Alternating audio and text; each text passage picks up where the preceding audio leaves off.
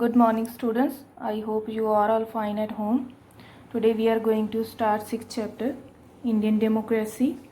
Indian democracy is a country in which the people choose their government by voting for it. Means the constitution gave the citizens of India power to choose their government. Government means the group of people with the authority to govern a country or state.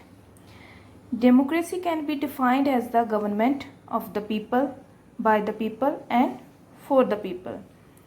Means government comprised by common people who were chosen by common people and work for the common people. The term democracy originated from the Greek term demokratia, which means rule of the people. India is the largest democracy in the world. It has declared secular. Secular means no discrimination between caste, creed and religion, and democratic. When its constitution came into force on 26 January 1950, it is vast country with 29 states and 7 union territories. So it is not possible for one government to look after the welfare of the people and the entire country. Therefore, there are two main levels of the government, the state level and the central level. In India, there is a federal government. Federal government means government at the state level and the central level. Powers are distributed at both of the levels. The government, the center and the state are democratically elected and follow the patterns of the two houses of the parliament, Lok Sabha and the Rajya Sabha. The central government, officially known as the union government and also known as the central government. It is a governing authority of the 29 states and 7 union territories, which is collectively called the Republic of India. The central government is located in New Delhi, the capital of India. Government is divided into two levels, central level and state level.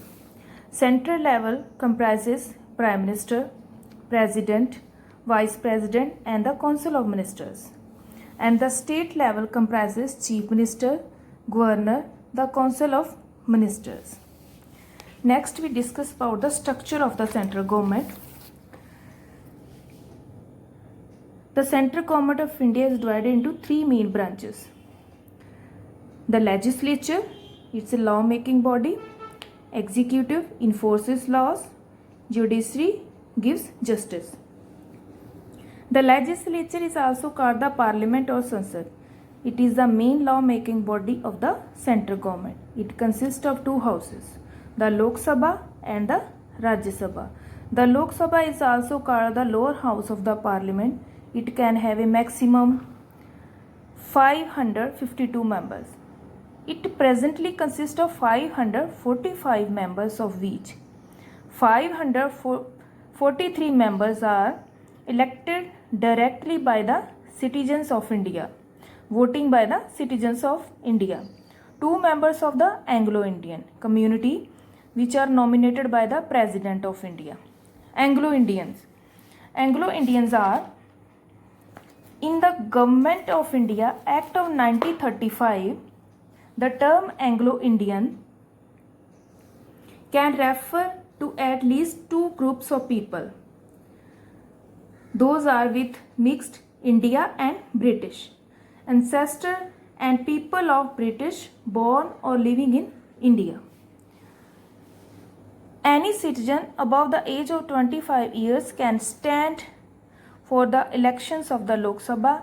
The members of Lok Sabha elect the Speaker of who guides the proceeding at the House.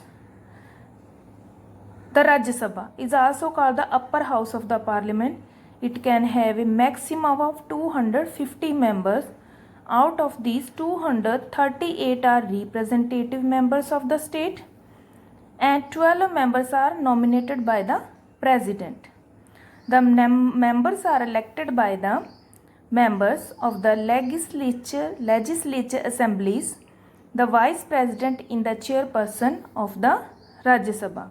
The members who are nominated by the president of India, the 12 members are nominated by the president for amongst persons having a special knowledge or practical experiences in respect of such matters as a literature, science, art and social service.